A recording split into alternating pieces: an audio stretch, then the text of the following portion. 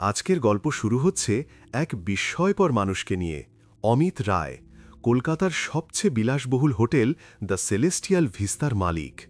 গ্রাম থেকে আসা এক সাধারণ ছেলে কিভাবে পরিশ্রম, স্বপ্ন আর সাহসের জোরে শহরের শীর্ষে উঠে এসেছে তা অনেকেই জানে। কিন্তু আজ তার জীবনের সবচেয়ে বড় পরীক্ষা।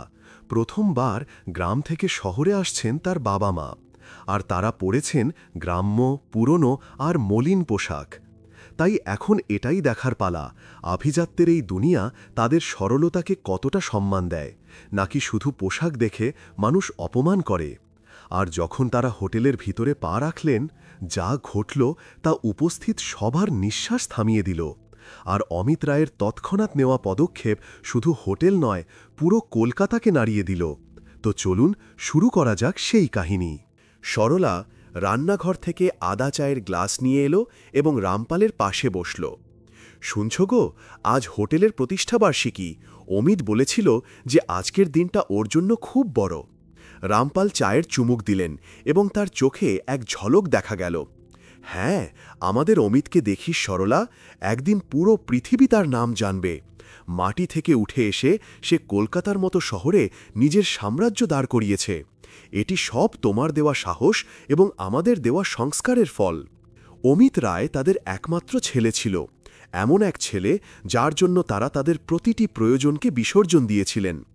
রামপাল গ্রামে ছোটখাটো কৃষিকাজ করে এবং সরলা লোকের বাড়িতে সেলাই ফোড়াই করে অমিতকে পড়িয়েছিলেন।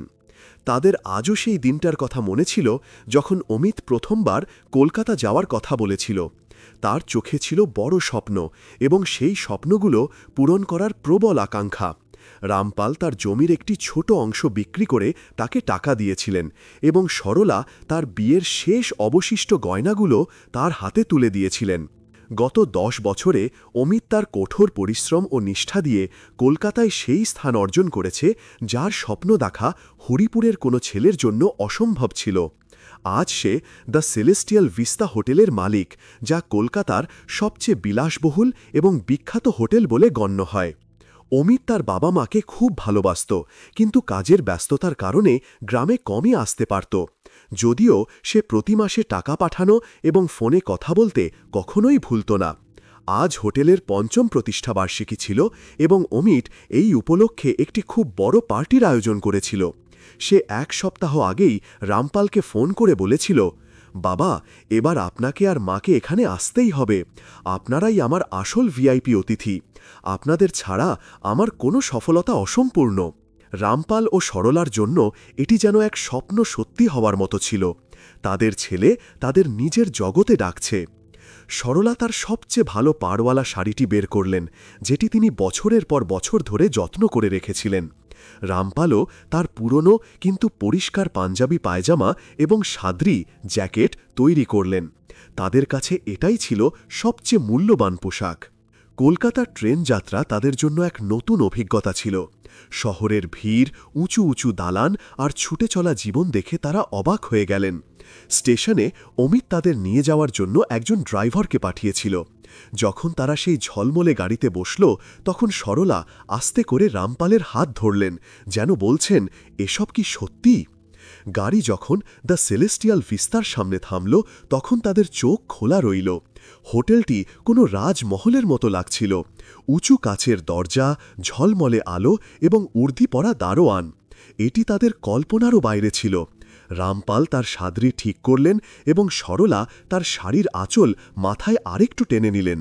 তাদের মনে তাদের ছেলের জন্য গর্ব ছিল, কিন্তু এই চাকচিক্যময় দুনিয়ায় এক অজানা ভয়ও ছিল। তারা ধীরে ধীরে পা বাড়িয়ে হোটেলের বিশাল দরজার দিকে এগোতে লাগলেন, এই না জেনেই যে এই জৌলুসের আড়ালে তাদের সবচেয়ে বড় অপমান অপেক্ষা করছে। গেটে দাঁড়ানো লম্বা চড়া গার্ডটি তাদের ওপর থেকে নিচে পর্যন্ত দেখল। তাদের ময়লা গ্রাম্য পোশাক, পায়ে সাধারণ চটি এবং মুখে দেহাতি গ্রামের সরলতা দেখে তার চোখে অবজ্ঞার ভাব স্পষ্ট দেখা গেল। এই থামো, কোথায় ঢুকছ? এটা কোনো ধর্মশালা নয়। রামপাল বিনয়ের সাথে বললেন, বাবা, আমরা অমিত রায়ের অতিথি। উনি আমাদের আজ এখানে ডেকেছেন। গার্ডটি জোরে হেসে উঠল। অমিত সাহেবের অতিথি? আর আপনারা আয়নায় নিজের মুখ দেখেছেন? যান এখান থেকে, সাহেবের মেজাজ খারাপ করবেন না। সরলার বুকটা ভেঙে গেল। নিজের ছেলের হোটেলের দরজায় এই আচরণ। রামপাল তার পকেট থেকে একটি কার্ড বের করলেন, যেটা অমিত পাঠিয়েছিল। দেখো বাবা, এই কার্ডটা সাহেবই দিয়েছেন। এতে লেখা আছে যে আজ আমাদের দাওয়াত। গার্ডটি অনিচ্ছা সত্ত্বেও কার্ডটি দেখল। তাতে অমিতের সই ছিল। সে কিছু বলতে পারল না, কিন্তু তার অহংকার কমল না। ঠিক আছে, ঠিক আছে, বেশি মাথায় চড়বেন না। সাহেব ডেকেছেন তো কোনো উপকার করেননি। যান ভেতরে, কিন্তু একটা কোণায় পড়ে থাকবেন, কাউকে বিরক্ত করবেন না। সে তাদের এমনভাবে ভেতরে যাওয়ার ইশারা করল যেন কোনো পশুকে তাড়িয়ে দেওয়া হচ্ছে। অপমানের প্রথম ঢোক গিলে রামপাল আর সরলা ভেতরে ঢুকলেন। ভেতরের দৃশ্য কোনো স্বর্গ থেকে কম ছিল না। দেয়ালে দামি পেইন্টিং, ছাদ থেকে ঝোলানো বিশাল ঝাড়বাতি এবং মখমলের চেয়ার, সব কিছু এত দুর্দান্ত ছিল যে তারা শুধু দেখতেই রইলেন। তাদের বিশ্বাস হচ্ছিল না যে তাদের ছেলে এত বড় সাম্রাজ্যের মালিক। তারা একে অপরের দিকে তাকিয়ে হাসলেন, গার্ডের খারাপ ব্যবহার ভুলে যাওয়ার চেষ্টা করতে করতে। তারা তাদের অমিতকে খুঁজছিলেন, কিন্তু পার্টির ভিড়ে তাদের কোনো পরিচিত মুখ নজরে আসছিল না। তারা শুধু একটি কোণায় দাঁড়িয়ে তাদের ছেলের জন্য অপেক্ষা করতে লাগলেন। হোটেলের মূল হল অতিথিদের ভিড়ে ঠাসা ছিল। শহরের বড় বড় শিল্পপতি, চিত্রতারকা এবং রাজনীতিবিদরা তাদের দামি পোশাকে সেজেগুজে পানীয় পান করতে করতে কথা বলছিলেন। বাতাসে দামি আতর আর সুস্বাদু খাবারের সুবাস মিশেছিল। এই আড়ম্বর আর কোলাহলের মাঝে রামপাল ও সরলা একটি কোণায় ভয়ে গুটিয়ে দাঁড়িয়েছিলেন। তাদের সাধারণ পোশাক এবং সংকোচ তাদের সেই ভিড় থেকে একদম আলাদা করে তুলেছিল। সবাই তাদের এমনভাবে দেখছিল যেন তারা অন্য কোনো গ্রহ থেকে এসেছেন। সরলা রামপালের হাত শক্ত করে ধরলেন। শুনছ গো, অমিত তো কোথাও দেখা যাচ্ছে না, আমরা কোথায় বসব? রামপালও কিছুটা অস্বস্তি অনুভব করছিলেন। তার শ্বাসও এখন হাঁপিয়ে উঠছিল। তিনি পকেট থেকে ইনহেলার বের করে একটি পাফ নিলেন। এখানেই দাঁড়িয়ে থাকি সরলা, অমিত এখনই আসবে, হয়তো কাজে ব্যস্ত আছে। তখনই একজন ওয়েট্রেস, যে আঁটসাঁট কালো স্কার্ট এবং সাদা শার্ট পরেছিল, তাদের কাছে এলো। তার চোখে সেই একই অবজ্ঞা ছিল যা তারা গেটে গার্ডের চোখে দেখেছিল। সে নাক কুঁচকে বলল, মা, আপনারা এখানে কি করছেন? এটা কোনো ভিক্ষা চাওয়ার জায়গা নয়, এটা একটা 5 স্টার হোটেল। তার আওয়াজ এত উঁচু ছিল যে আশেপাশের কিছু অতিথি শুনে নিলেন এবং তারা চাপা হাসি হাসতে লাগলেন। একজন ধনী মহিলা তার বান্ধবীর কানে ফিস ফিস করে বললেন, দেখো তো, অমিত রায়ের পার্টিতে এই ভিখারিরা কোথা থেকে এলো? এই শব্দগুলো সরলা আর রামপালের কানে গলে যাওয়া সীসার মতো নেমে এলো। তাদের চোখে জল ভরে এলো। সরলা সাহস করে বললেন, বেটি, আমরা অমিতের বাবা মা, ও আমাদের ডেকেছে। ওয়েট্রেস এমন অভিনয় করল যেন সে খুব বড় ধাক্কা খেয়েছে। কি, অমিত স্যারের বাবা মা? মজা করবেন না মা। অমিত স্যারের বাবা মা গ্রামে থাকেন, কিন্তু তারা এমন ফটাহাল হতে পারেন না। সে ফটাহাল শব্দটির ওপর এত জোর দিল যে সরলার কলিজা কেটে গেল। ইতিমধ্যে সেখানে কিছুটা ভিড় জমে গিয়েছিল। সবাই মজা দেখছিল। ওয়েট্রেসের মনে হল তার ম্যানেজারকে খুশি করার ভালো সুযোগ মিলেছে। সে তাদের হাত ধরে টেনে নিয়ে যেতে যেতে বলল, চলুন, এখান থেকে সরুন, আপনাদের জন্য হোটেলের নাম খারাপ হচ্ছে। আমি আপনাদের একটি জায়গায় বসিয়ে দিচ্ছি। সে তাদের টেনে নিয়ে হলের একেবারে পেছনের দিকে গেল, যেখানে সার্ভিস এরিয়ার কাছে একটি ছোট অন্ধকার ঘর ছিল। সেখানে কিছু ভাঙা চেয়ার এবং একটি পুরনো পাখা ছিল, যা চলছিলও না।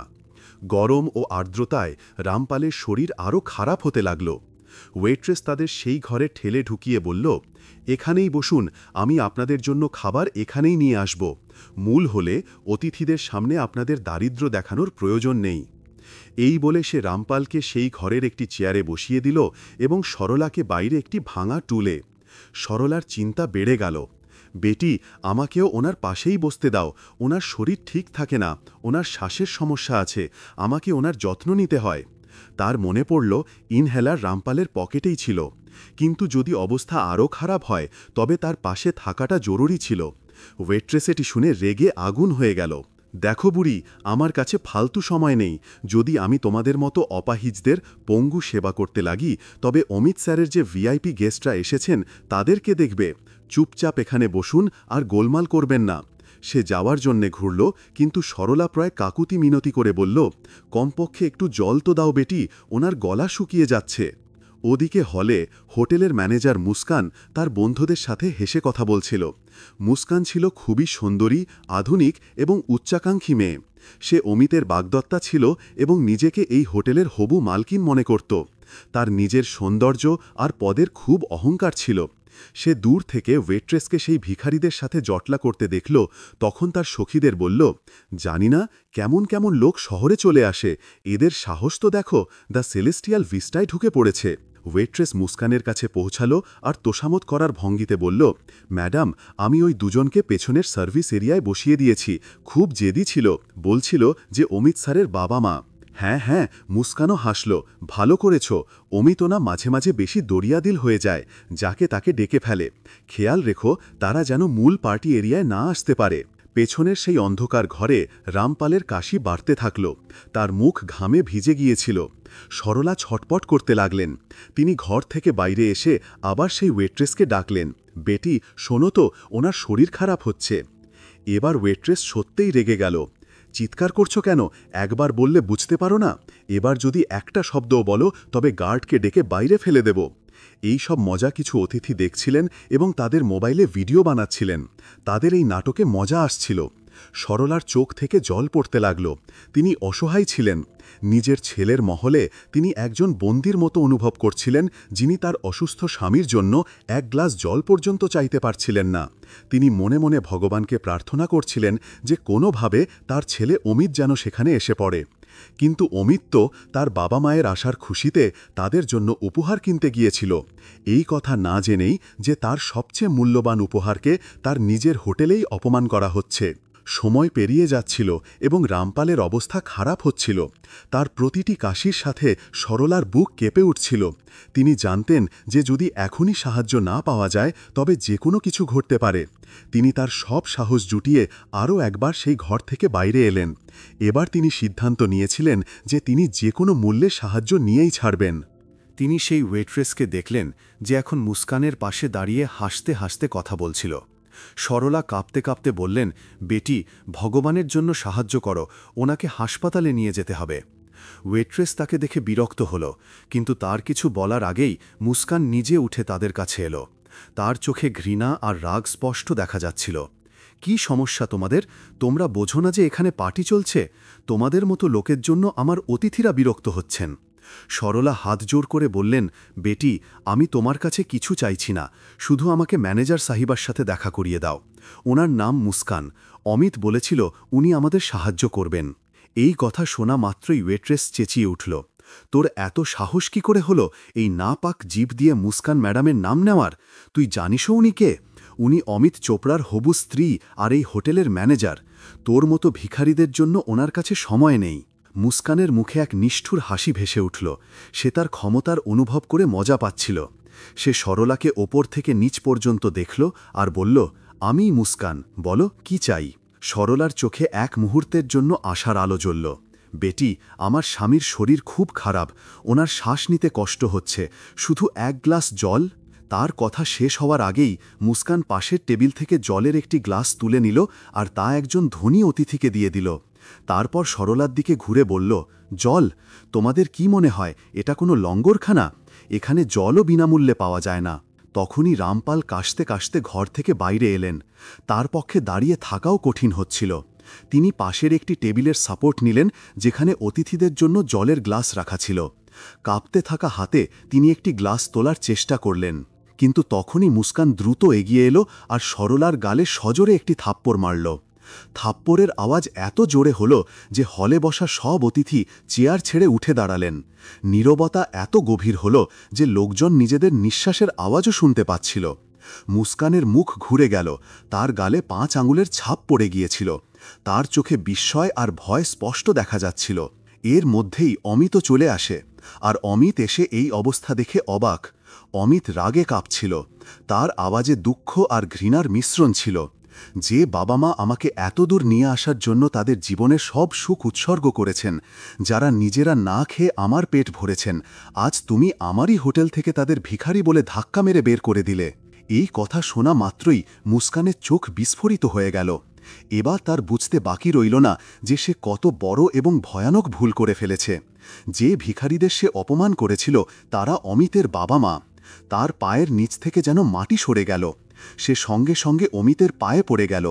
তার চোখ দিয়ে জল পড়তে লাগল আর সে কাকুতি মিনতি করতে লাগল, অমিত, প্লিজ আমাকে ক্ষমা করে দাও, আমার খুব বড় ভুল হয়ে গেছে, আমি জানতাম না যে ওরা তোমার বাবা মা, আমি ওনাদের কাছে ক্ষমা চেয়ে নেব। অমিত ঘৃণা ভরে পিছিয়ে গেল। ক্ষমা? তুমি ক্ষমার যোগ্য নও।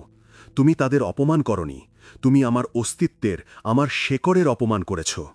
তোমার মনে হয়েছিল যে গ্রামের সহজ সরল লোক, তাই তুমি তাদের সাথে যা খুশি করতে পারো। তোমার এত সাহস কি করে হলো আমার মায়ের গায়ে হাত তোলার? সে সেই ওয়েট্রেসটির দিকে তাকালো যে এখন ভয়ে একটি কোণায় লুকানোর চেষ্টা করছিল। আর তুমিও সমান অপরাধী এই পাপের। তারপর অমিত সেখানে উপস্থিত অতিথিদের দিকে একবার তাকালো। আর আপনারা সবাই মজা দেখছিলেন, ভিডিও বানাচ্ছিলেন। আপনাদের মধ্যে একজনেরও মনুষ্যত্ব জাগল না যে দুজন বয়স্ক মানুষের সাথে হওয়া অবিচার থামাতে পারেন? আপনাদের সবার লজ্জা হওয়া উচিত। এই পার্টি এখন শেষ। অমিত তার সিকিউরিটি হেডকে ডাকল। এই মহিলা মুস্কানকে আর এই ওয়েট্রেসকে এখনই এই হোটেল থেকে বের করে দাও, তাদের সব জিনিসপত্রের সাথে। আজ থেকে এরা দুজনেই এই হোটেলের 100 মিটারের আশেপাশেও যেন না আসে। মুস্কান কাঁদতে থাকল, বিড়বিড় করতে থাকল, অমিত, এমন করো না, আমরা বিয়ে করতে চলেছিলাম, আমি তোমাকে ভালোবাসি। অমিত হাসল, এক বেদনা ভরা হাসি। ভালোবাসা?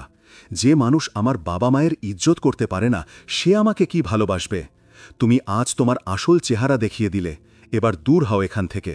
গার্ডরা মুস্কান আর সেই ওয়েট্রেসকে টেনে বাইরে নিয়ে গেল, ঠিক সেইভাবে যেমন কিছুক্ষণ আগে তারা সরলা আর রামপালকে বের করে দিয়েছিল। সব কিছু শান্ত হওয়ার পর অমিত মাইক হাতে নিল। তার কণ্ঠে এখন আর রাগ ছিল না, ছিল এক গভীর বেদনা। আজ আমার হোটেলের প্রতিষ্ঠা বার্ষিকী ছিল। আমি আমার সবচেয়ে বিশেষ অতিথিদের আপনাদের সবার সাথে পরিচয় করিয়ে দিতে চেয়েছিলাম। আমার সেই বিশেষ অতিথিরা আমার মা আর বাবা, যারা আমাকে এই যোগ্য করেছেন। কিন্তু আজ আমারই বাড়িতে তাদের যে অপমান হলো, তার জন্য আমি আপনাদের কাছে নয়, বরং নিজের কাছেই লজ্জিত। আর তখনই অমিত উপস্থিত সবাইকে অনেক গর্ব নিয়ে তার বাবা মাকে পরিচয় করিয়ে দিলেন। তারপর অমিত সোজা গিয়ে তার বাবার পায়ের কাছে মেঝেতে বসল এবং তার হাত নিজের হাতে তুলে নিল। বাবা, আমাকে ক্ষমা করে দাও, আমার সব কিছু থাকা সত্ত্বেও আমি আপনাদের আর মাকে সম্মান দিতে পারলাম না। রামপাল দুর্বল হাতে তার মাথায় হাত বুলিয়ে দিলেন এবং আস্তে করে বললেন, ভুল তোর নয় বাবা, তুই যা করেছিস সেটাই একজন সৎ ছেলের ধর্ম। শুধু মনে রাখিস, ইমারত যতই উঁচু হোক না কেন, যদি ভিত দুর্বল হয় তবে তা ভেঙে পড়ে। আর আমাদের ভিত, আমাদের সংস্কার আর আমাদের শেকড়, এদেরকে কখনো ভুলিস না। অমিত তার বাবা মাকে জড়িয়ে ধরল। আজ সে তার দৌলত, তার হোটেল আর তার খ্যাতি থেকেও বেশি মূল্যবান জিনিস ফিরে পেয়েছিল, তার আত্মসম্মান এবং তার শেকড়ের সম্মান। হোটেলের সেই কালো রাত পেরিয়ে গিয়েছিল, আর এখন একটি নতুন সকাল তার জন্য অপেক্ষা করছিল, যেখানে দেখানোপনা নয়, বরং সম্পর্কের আসল জৌলুস ছিল। বন্ধুরা, যদি গল্পটি আপনাদের ভালো লেগে থাকে তাহলে একটা লাইক দিন আর বেশি করে শেয়ার করুন, যেন আরও অনেকেই গল্পটা শুনতে পারে। আর হ্যাঁ, আমাদের চ্যানেলটি সাবস্ক্রাইব করতে ভুলবেন না, কারণ প্রতিদিনই এখানে পাবেন নতুন নতুন অনুপ্রেরণামূলক গল্প। সব শেষে কমেন্টে জানাতে ভুলবেন না আপনি কোথা থেকে গল্পটি শুনছেন। আপনার কথাই আমাদের অনুপ্রেরণা।